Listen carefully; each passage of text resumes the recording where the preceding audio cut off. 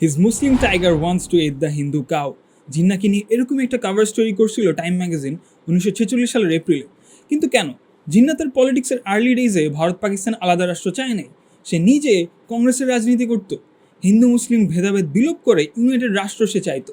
Given that তার secular চিন্তাধারা আর লিবারের পড়াশোনা, সে এরকম একটা অসাম্প্রদায়িক চিন্তা করবে এটাই স্বাভাবিক। কিন্তু 1940-এর দশক আস্তে আস্তে তার চিন্তাধারা পুরাপুরি বদলায় যায়। তার নিজের সিটি বোম্বেতে গোরক্ষা আন্দোলনের নামে মুসলিমদের উপর অত্যাচার সে দেখছিল সেই 1890-এর দশকেই। তখন তার বয়স মাত্র 18 বছর।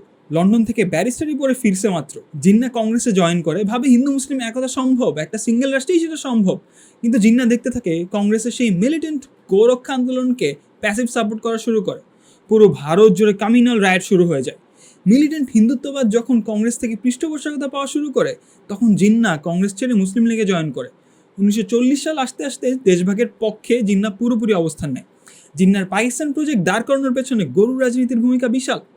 এই জন্যই 1946 সালে জিন্নাকে নিয়ে কাভার স্টোরি টাইটেল দেওয়া হয় his Muslim tiger wants to eat the Hindu cow. Essentially উপমহাদেশের টেনশনকে এই একটা লাইনেই উপস্থাপন করা হচ্ছে।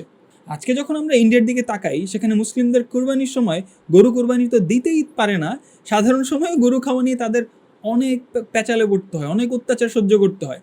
জিন্নার পাকিস্তান প্রজেক্ট সাবস্ক্রাইব করা কতটা জরুরি ছিল তা আজকের ভারতের অবস্থা দেখলেই বোঝা যায়। জিন্না 1948 সালে মারা যায়।